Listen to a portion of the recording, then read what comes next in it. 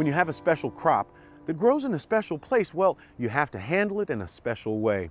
Here near the central coast of California, one group of farmers has gotten together to market some of these small, sweet, and tasty tangerines, appropriately called pixies. When you look at them, the name seems to fit. Small and sweet tasting, they are easily the pixie members of the citrus family. Some say it's like growing candy on a tree. And kids love that because you don't have that tang that you know, Mineolas or navels tend to have. They're just super sweet. They're like candy. Most fruits, grains, and vegetables have been around for hundreds, even thousands of years. But these hybrid, seedless mandarin pixies were developed less than 100 years ago, with commercial production only getting underway in the 1960s. Pixies like year-round cool days and warm nights, which is why California's Ojai Valley, just east of Santa Barbara, has become Pixie Central for growers of this specialty fruit. Pixie tangerines can be grown anywhere in the world, but they're not going to develop good flavor everywhere in the world. Much like wine grapes, you know, taste better if grown in Napa versus Stockton. Emily Thatcher Ayala is a fifth-generation Ojai farmer. Her father, Tony, raised a tangerine variety called Dancy's along with other citrus for market. With no commercial demand, however, he reserved his pixies for family and friends. So do you think we can get him to wait? The customers? Yeah. I'd like to wait until May. Why don't we? But here in the valley, the Pixie's profile was about to change. Enter Jim Churchill and his wife, Lisa Brennies.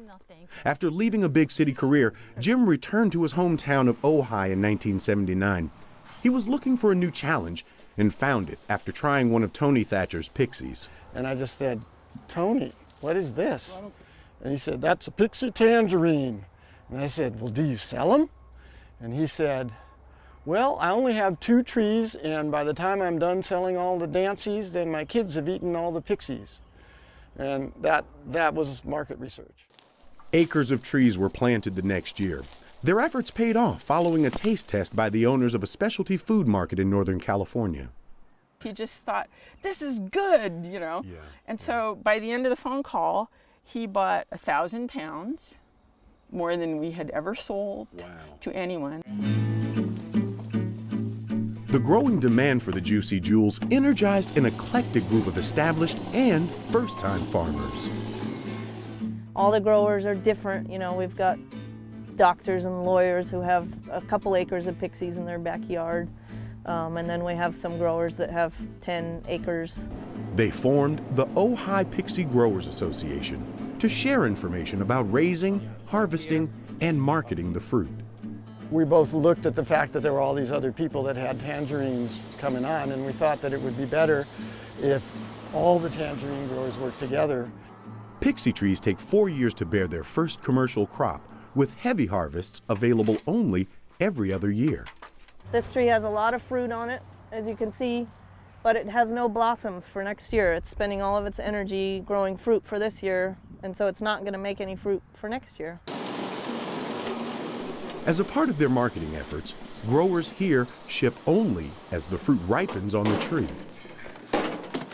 We want them to be on store shelves, you know, within 10 days of being picked, whereas some of the other citrus you see in grocery stores has been a month. Pixies have proven a favorite with several high-profile chefs, and the fruit has earned a Best of the West vote from the foodies at Sunset magazine. I like that we produce something, and I like that we produce something that people like. I love being able to take my favorite food and give it to people and put a smile on their face and know that they're getting something that's good for them.